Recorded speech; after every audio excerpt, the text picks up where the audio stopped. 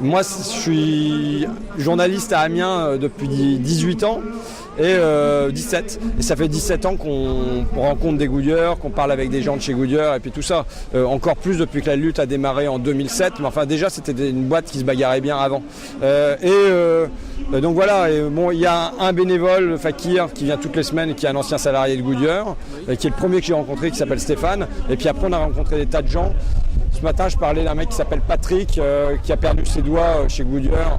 Et qui avant ça jouait de la musique, qui était fan de musique, jouait de la guitare et qui a dû arrêter de jouer de la guitare parce qu'il s'est fait bousiller à sa main droite, 2 doigts plus son auriculaire qui est bloqué. Et donc voilà, je faisais le lien entre les profits de Goodyear et le gars à qui sur sa presse on a enlevé les trucs de sécurité pour qu'ils bossent plus vite et tout ça. Et les profits sont directement liés aux doigts perdus par Patrick et qui ne peut plus jouer de guitare, quoi. Donc voilà. Et le dernier point, c'est que les gens qui enlèvent les doigts de Patrick, mais les doigts de tous les autres, puisque lui nous avait fait la liste de tous ceux qui s'étaient fait bouffer des doigts sur les presses parce qu'on avait enlevé les sécurités. Et bien tout ceux-là, ceux qui font enlever ces doigts-là, ceux qui volent ces bouts de vie-là, il n'y en a pas un seul qui passe au tribunal correctionnel.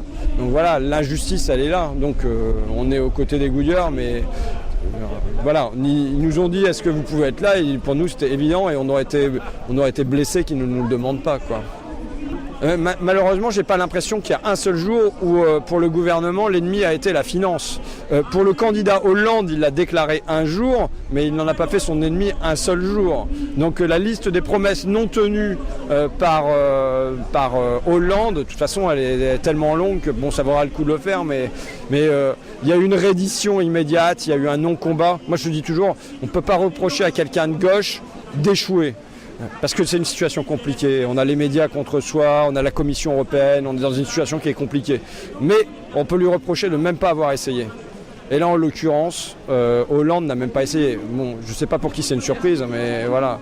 La première reddition, c'est la signature du traité Sarkozy-Merkel, dont on avait dit qu'on ne signerait pas. Et l'une des autres redditions, c'est de ne pas être aux côtés il avait promis l'amnistie de tous les syndicalistes. Et je parle aussi de Xavier Mathieu et je parle de bien d'autres. Effectivement, depuis le printemps et la loi travail, c'est une condamnation, ce sont des condamnations en série, quoi. Donc voilà.